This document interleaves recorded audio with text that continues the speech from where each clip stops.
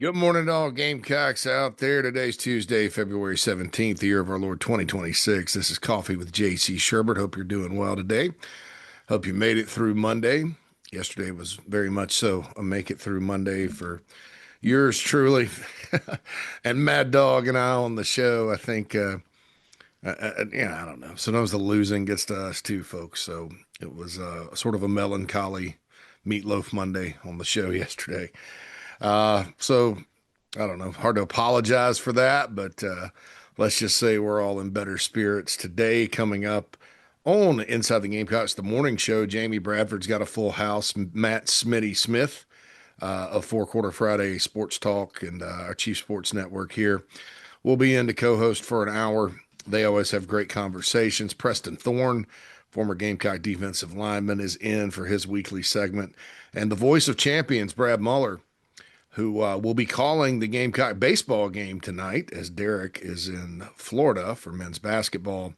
He will be joining Jamie as they head up to Spartanburg, the baseball team, first ever game at Fifth Third Park.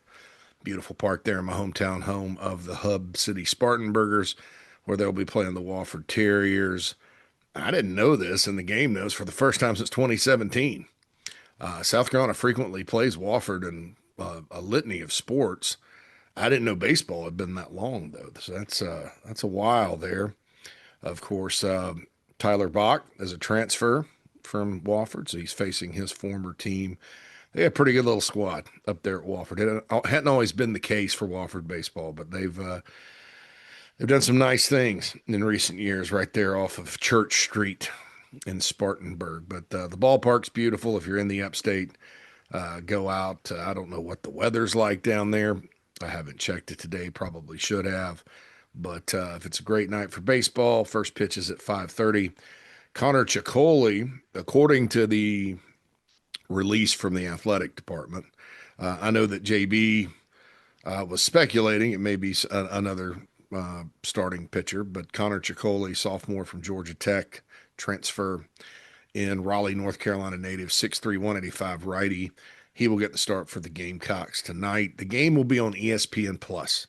That's different than SEC Network Plus, and it's because it's a Wofford home game. So whatever the SoCon package is, that'll be your television streaming.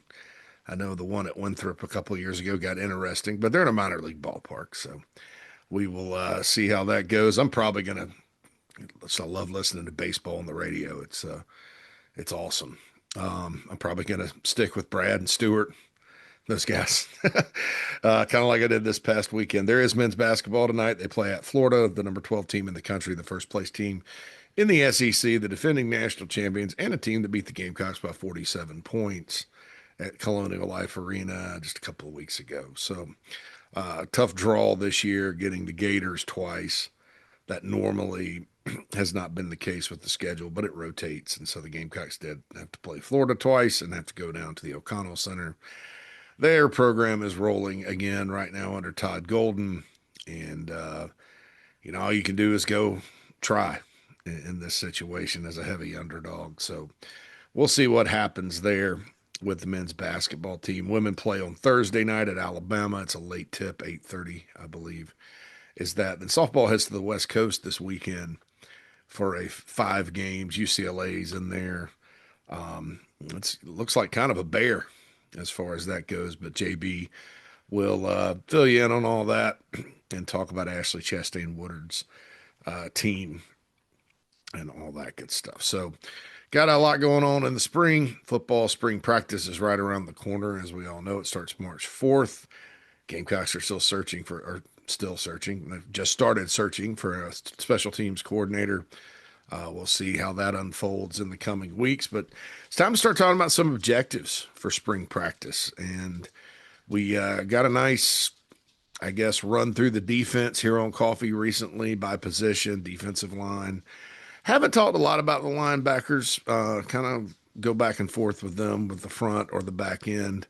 I think South Carolina has some players that are proven at that position coming back. It's kind of like two P's.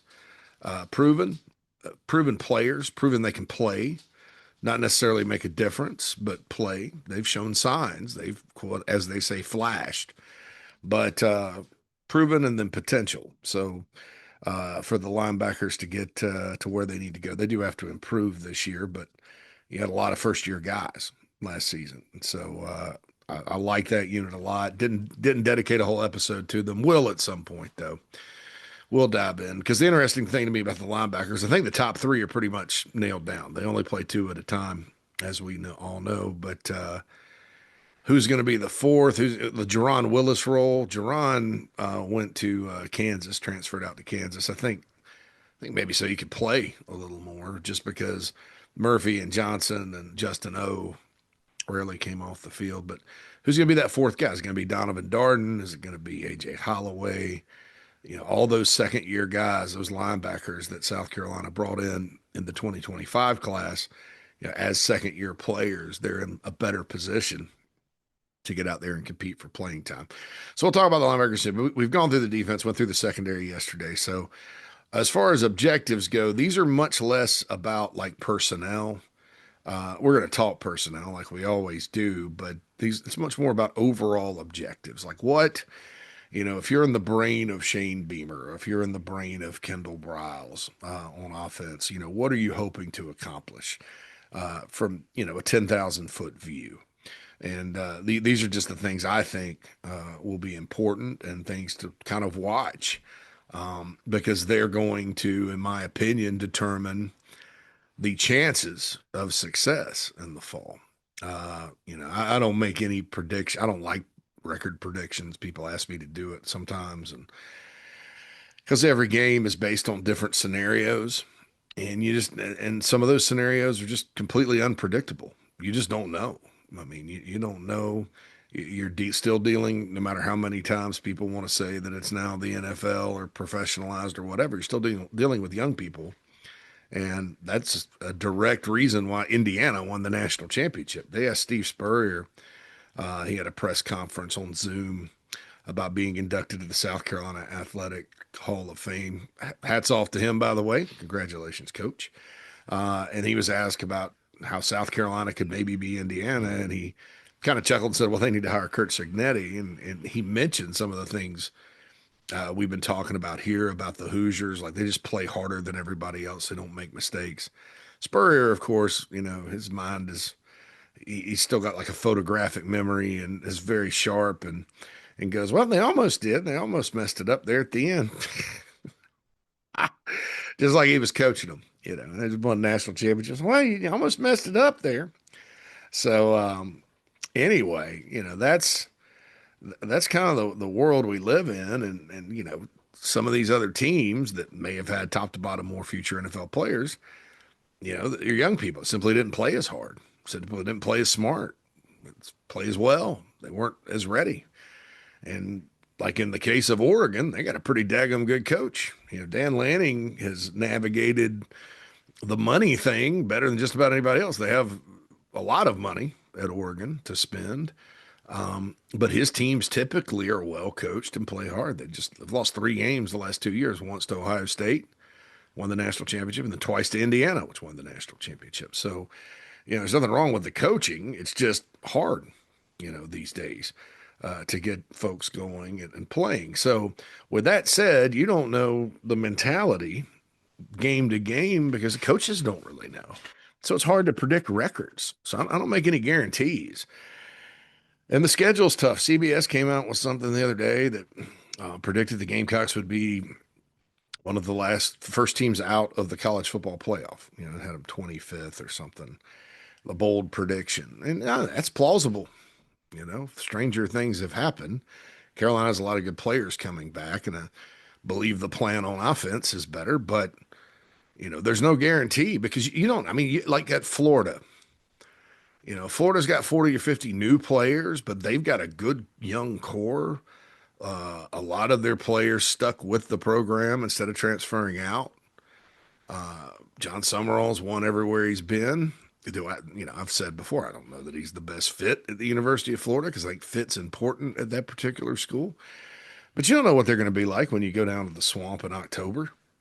Right now they're a 4-8 ball team just like the Gamecocks, but you don't know. You don't know what if Aguilar is eligible if the courts in Tennessee decide he can get his what seventh year of playing, eighth in college football, then Tennessee's going to be a lot more formidable than maybe a season where they have a new quarterback and they're relying on a new plan on defense with Jim Knowles coming in, who's very good, and all that. That they may be Tennessee may be more like the team that actually went to the playoff with Nico than they were this past year, where they could score with just about anybody.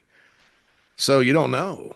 You didn't know this past year. Who knew that Texas A&M would you know win all their games until Texas, but then we look back on it and go like, well, they didn't luck at. I'm not gonna say lucked out, but when you got Auburn, Florida, and South Carolina, some folks predicted those teams to be in the playoff, and you avoid Oklahoma, which did get to the playoff, and you avoid Alabama, which did get to the playoff, and all that, and you're A&M, and your best win is two best wins are a 1 point win over a Notre Dame team, which had a strong argument for getting into the playoff and didn't lose again, and then the night LSU quit in Baton Rouge. And the Notre Dame game was way at the beginning of the year, and then Texas and Miami get you at the end. Was that a great team, or was that a team that had a fortunate schedule allotment? So you just don't know, especially nowadays. It's crazy. So South Carolina's schedule CBS mentioned this, that looks a lot easier, but is it? We don't know. Could be. Could not be, to be or not to be. I know this. It would have been helpful to have Mississippi State and Florida and maybe even Tennessee on the schedule this past year. Tennessee at home, especially at Williams-Brice, not Knoxville. That's a house of horrors for the Gamecocks, as is the Swamp.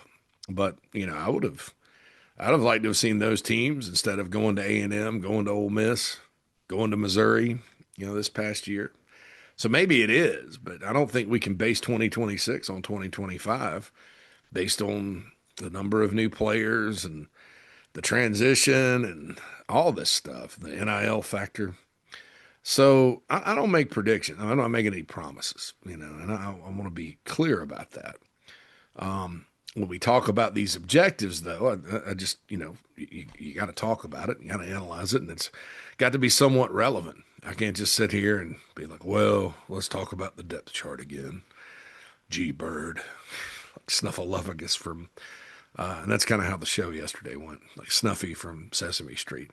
Bird, gosh, I don't know that the Gamecocks are ever going to win again, Bird. Or Eeyore, or whatever sad animal that you'd like to talk about from your childhood. Or maybe my childhood if you're younger and don't remember Snuffleupagus or Eeyore. But can't just sit there and do that. So you gotta find a way and talk about kind of what could go right and what could go wrong. So so these are overall objectives. It's a long way of saying, this is what we're going to talk about here in February, and just kind of a guideline. And we'll see, kind of trace it through spring ball and all the way through summer and see what happens when they kick it off against Kent in September. All right, so I'm going to go 5-1, kind of based on, the five would be the lowest priority of the top priorities, and then one would be, I think we'd all agree, the most important. So five, the tight end roles are interesting in this offense, and we've talked about it before with the fact that Kendal Briles during his career, he's used tight ends a lot differently, really at each stop, and that's the idea behind this offense, as it's adaptable to who you have, which is awesome, I think. And really, that's been Shane Beamer's idea the whole time. It's not really been the what, it's been the how, where there's kind of been some funky disconnect. Because in theory, an NFL style offense is supposed to accomplish that. As far as, what are you emphasizing, on a yearly basis, just kind of the basics of it. It's like, well, we can pass and we can run. That's very, very simple. And when I talk about that, I agree with Beamer's vision for the offense. A vision is different than a plan. The vision would be, yeah, something adaptable because from year to year, your personnel changes. The plan obviously left a lot to be desired. So the plan now is to kind of go the other direction with a collegiate slash high school style offense. And, and please know this, when I talk about a high school style offense, that's praise for me because you've heard me say it before. I love high school offenses. I think it's where some of the best coaching is done because you're not drafting nor recruiting most of the time in high school now these days with with some transfers popping up. But you're kind of limited to what you've got, and so you've got to find a way to coach around deficiencies and to emphasize strengths. And Art Briles came up with an aggressive, creative, and fun style of play to do that. And that's why in Baylor, and really everywhere Kendall's been, they've improved on offense because it's adaptable to the college game. And it's proven to be adaptable to the college game. But at tight end, that's kind of what it is. It's one where, well, if you got a bunch of guys that can go out there and block, they're going to primarily be blockers and helping the run game, pass game, that kind of stuff. You got a guy that's kind of going to be an H back type that can line up in the backfield, fullback H back type. Then that's probably what they're going to do. Use some lead blockers on some plays and things like that. You got a guy that's maybe a split tight end type, Jared Cook uh, type of guy, Josh Simon back in the day, or Jared Cook back in the day, Josh Simon more recently, Trey Knox, who Kendall had at Arkansas. You're probably going to do more that style. Jamie Bradford did some research on tight end catches and usage, and compared to Baylor back with Art Briles, Kendal Briles has used the tight end in the passing game a lot more. So that's kind of a thing, for him. Do the Gamecocks have a passing threat or reception threat at tight end? The question is, I don't know. I think so. I think Brady Hunt needs to get more consistent with his blocking. He kind of was a feast or famine blocker last year. There were some plays where he just whiffed and looked like he didn't know how to block at times. I mean, he knows how to block, but he just missed it, like a lot of guys on the team last year. And then there were times he would block pretty well. In the pass game, though, with the ball in his hands, I thought Brady Hunt from year one to year two at South Carolina got better. I thought, hey, this guy, when he catches the ball, he's consistent with it. Like a lot of the receivers, didn't have a lot of opportunities, but I thought at the end of the day, he was, pretty good at that. So Brady's the projected starter. So, how do you use him in this system? Well, maybe that play they were running in the Coastal game where he got under center and scored two rushing touchdowns. I'm not saying that exact play, but can he line up as an H-back in the backfield? He's 6'5", 251. I think blocking wise, you need to get, and I'm not going to say more physical, but more consistently physical. Is he a guy that plays attached and splits sometimes, like a more of a hybrid type guy that, like he's been doing in his role? It's an interesting concept. But what's the outlook for Brady Hunt as far as we know he's blocking's got to get better, but we also know how's he going to get the ball, or is he going to get the ball an equal number? Is he going to be a weapon in the pass game? So those are questions for him, and I think just from where I stand, his usage would be a little different than everyone else's. Um, all these guys, Mike Tyler is a player that they're really high on. He's a player that redshirted last year, I believe. He's going in his second year. He's from Hammond. Of course, they flipped him from LSU. He's 6'4", 250. Um, got him a reception against LSU. I mean, against Coastal last year. He's, from what I'm told, a pretty good blocker. A guy that I could see maybe being a little more attached. When I say attached, I mean on the line of scrimmage next to the tackle. Just for those that aren't familiar with that term, maybe split out some. Is he more of a blocker?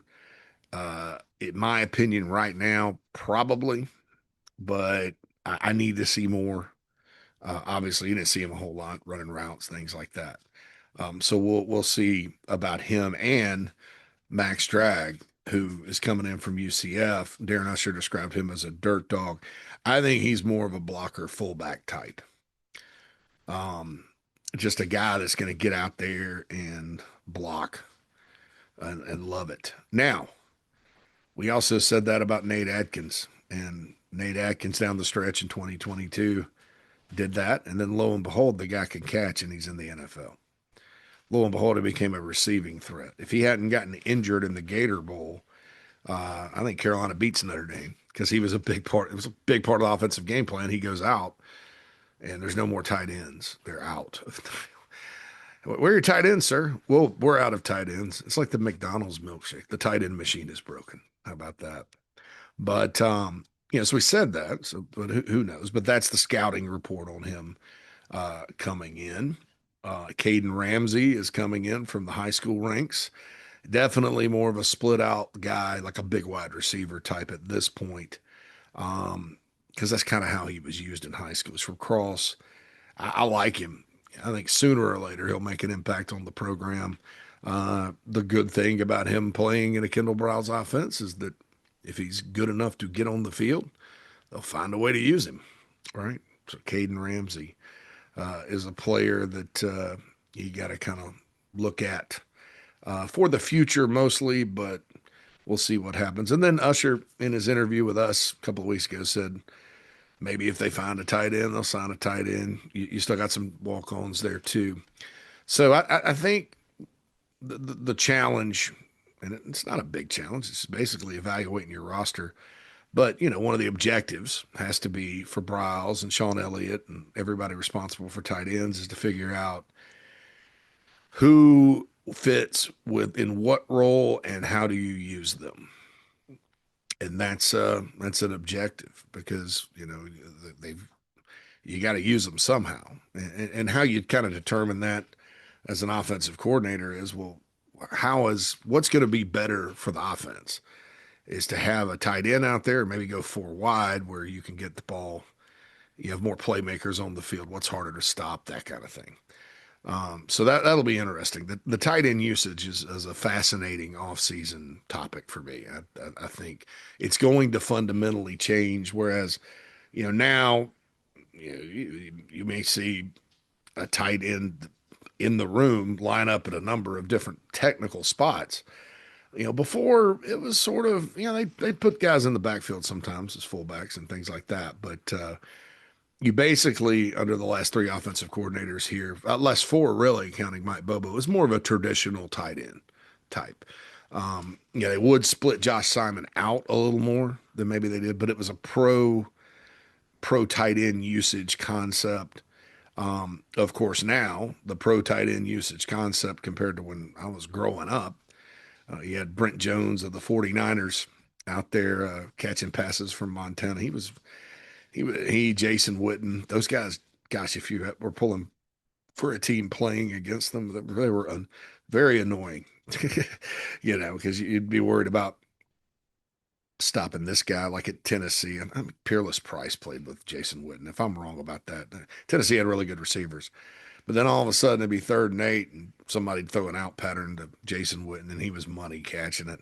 And it just killed the Gamecocks. And then, I pulled for the Falcons growing up, playing the 49ers, and you're worried about Jerry Rice or Taylor and those guys and Montana, Roger Craig. And then all of a sudden, 3rd and 6, there goes Brent Jones right down the middle of the field, wide open. So that's kind of how they used to use the tight end. But now in the pros, obviously they use them in a lot of different ways as well. But it's a little less structured. That's what I'm trying to say with that. So number 4, who are the playmakers at wide receiver? And, the discussion starts with Nick Harbor, but you got to have more than Nick Harbor. And there's a lot of names and there's a lot of possibilities.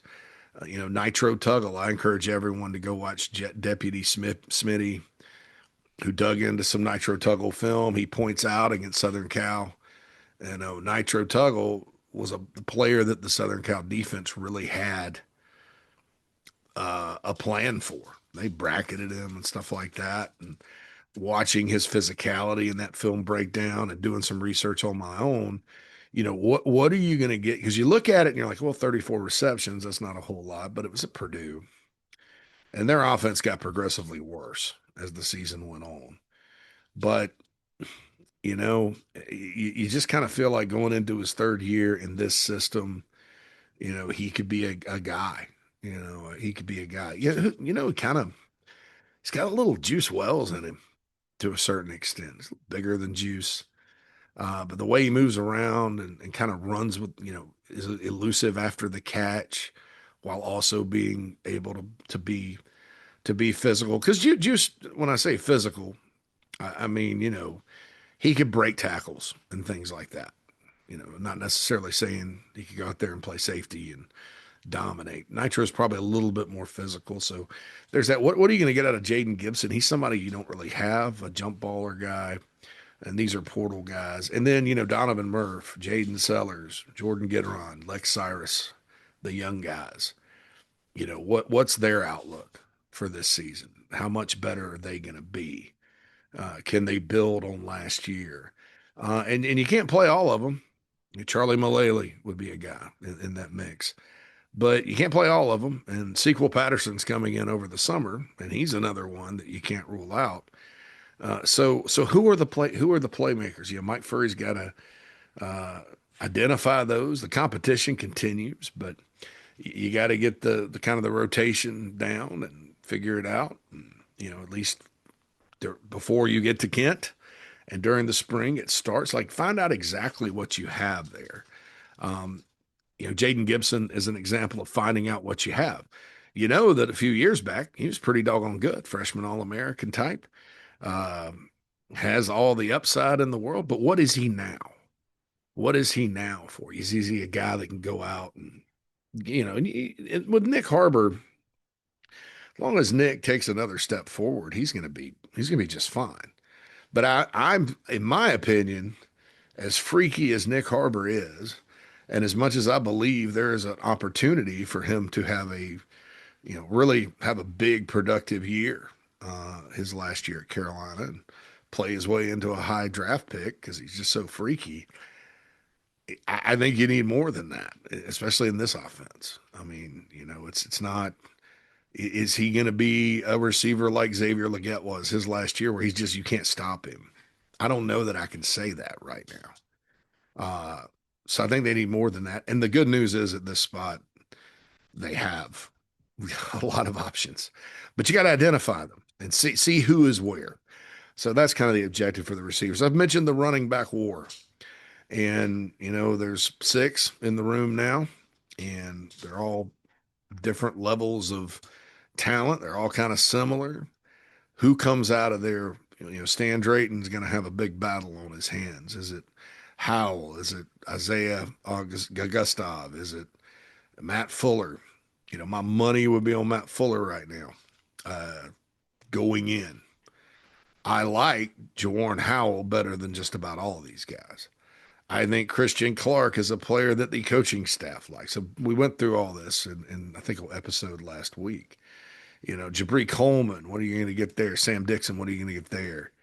That kind of thing. But it's a lot of competition at that spot. Kendal Briles last year, he's a play 2 back type of offense. Most of his top 2 backs end up getting a lot of carries and putting up numbers. Last year, TCU was no exception, and then they'll have a third team guy that comes in sometimes too. So, who's going to come out of the pack as the top 2? That's the question there, and that's the number 3 thing. Number 2, and this may be number 1, but I'm going to put it at number 2 because I think I would get some nasty emails or tweets or something questioning my sanity if I didn't put what's number 1. But Sellers in the scheme. Kendal Briles is an RPO guy. South Carolina's run some RPO. Sellers it's not a foreign concept to him, but we want to talk about Indiana. Fernando Mendoza had that, and that wasn't some complicated scheme. That's a basic RPO based college offense that executes. Well, it's important, as we all know, for Sellers to execute. it's got to become, for South Carolina and LaNorris Sellers to have the type of year they can. It's got all the reads in this thing have to become second nature. Now, the good news is they're not as complicated. That's the good news. You talk to anyone with a background in this type of system, and it's not, everybody from Lane Kiffin to Josh Heupel to Jeff Lebby. Offenses, quarterbacks learning this offense. It's not been a big challenge for most of them, and I don't expect it to be for LaNorris Sellers. I think they're, as far as the guts of everything goes, it's pretty good. But you still have to go out there and make the right reads in the RPO game. I cannot tell you honestly that's been a strength of LaNorris's. Just watching some of the plays that I assume were RPOs or have been told were RPOs, you start making the RPOs usually based on the box. So you got to count the box, make sure, light box you run, handoff, and then you have things you tag on to that, quarterback run option and stuff like that. It's hard to stop if you can execute it. Well, the quarterback has to execute it. And I think that if he can get that to be second nature, and then with his instincts, his football and playmaking instincts, when things break down, and marry those two together, it's going to be, the chances of success go up exponentially on offense this year. So you got to get that part of it down. Sellers in the scheme. Everything I've been told is it's like a new man. He's happy about this scheme, and that's good. That's good because you have NFL draftniks wondering, openly questioning. Oh gosh, Briles can't develop him for the NFL. Well, he's had two guys that had combined 40 years of experience calling plays, developing quarterbacks in the NFL for the last 3 years. So I think anything you could possibly teach him about that level has been done. What he didn't have last year is a lot of production.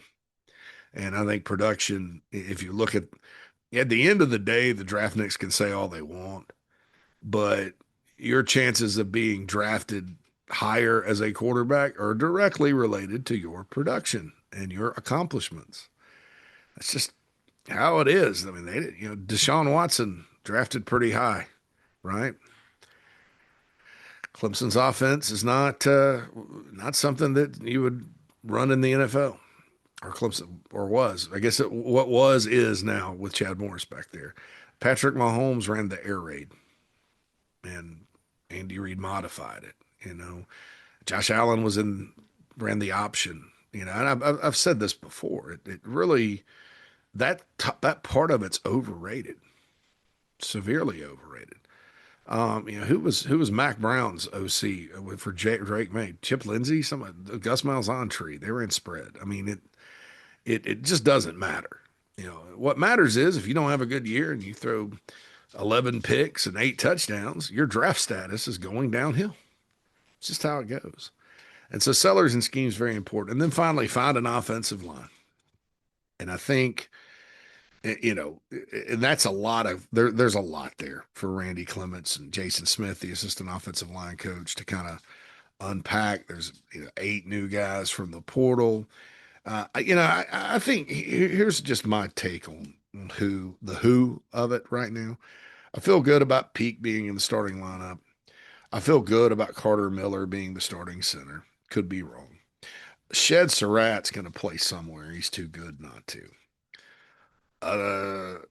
If Josiah Thompson is a right tackle, which I don't know that for sure, I could see Josiah being the right tackle. Deputy Smitty was nice. I just can't see him not being in the lineup.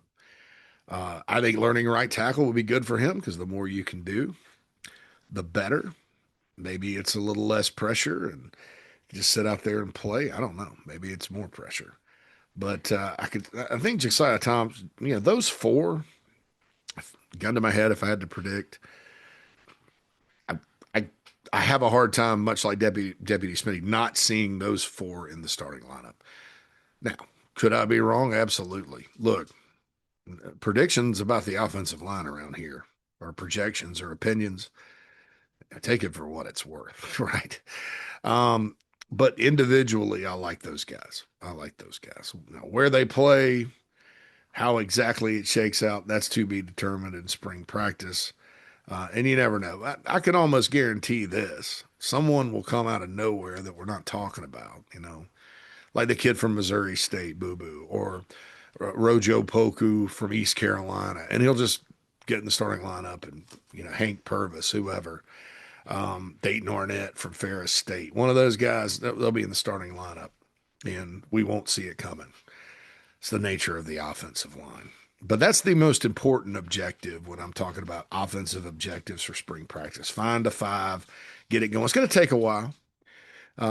When practice is open, there'll probably be a report. These were the five that went out to begin with. And as we all know, you can't read too much into it. Shane Beamer will let you know about it if you write it. But somebody's got to go out there first, and that's based on a number of things. But I do think Jacarius Peak at left tackle, I would be surprised if that didn't happen. That said, I mean, I'm sorry. I don't see it.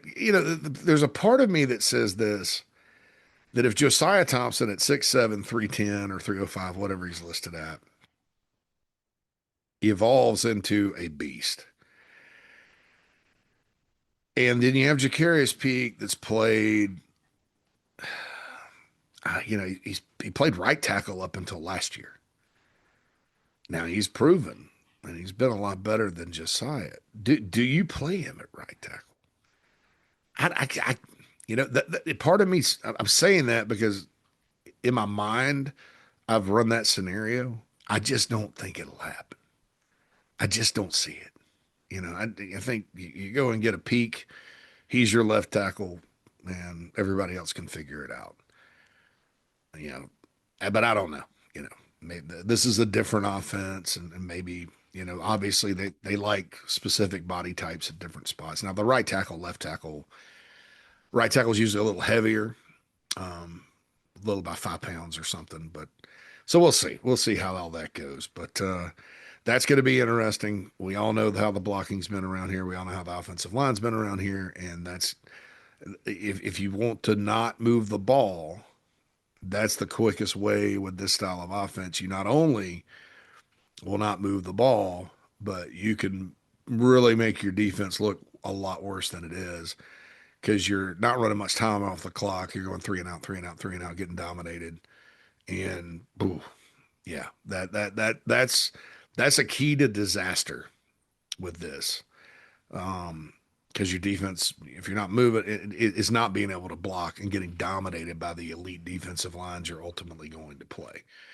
Carolina doesn't play Georgia, thankfully, till November. I don't know about thankfully or not. November, the Dogs have been playing pretty well then. But, imagine being bad on the offensive line and then not being able to block those guys. And so you're going backwards. And then meanwhile, Bobo and Gunner Stockton and their backs, and they're just dinking and dunking and running it up the gut and just dominate. That can get, the scenario, fans. The scenario. So this has to work. And I don't expect miracles.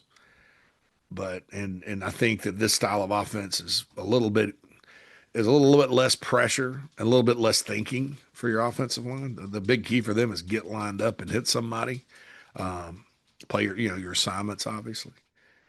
But that's the biggest objective for the spring. Find an offensive line. And they've got some options. They've got a lot of unknowns. It's exciting in a way, frightening in a way. But I think after what they've been through at that spot in that room the last couple of years, really for a while, maybe it's time for some fresh faces. All right. Not giving up on anybody. Everybody that left, I think, ended up in the Power Four. It's not that they're not good players individually, but there's something not clicking there, obviously.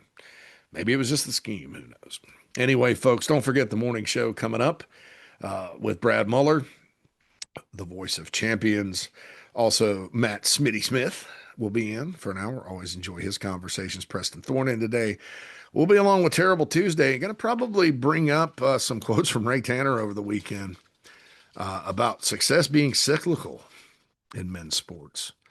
at South Carolina, and there's part of me that I'll just leave this teaser here. I agree and disagree to a certain extent with Coach Tanner on that, but I'll have an explanation, and we'll get to it on Terrible Tuesday on the show with Mad Dog and myself. All right, this has been Coffee with JC Shurburtt. The dog's barking, so I have to go let him out.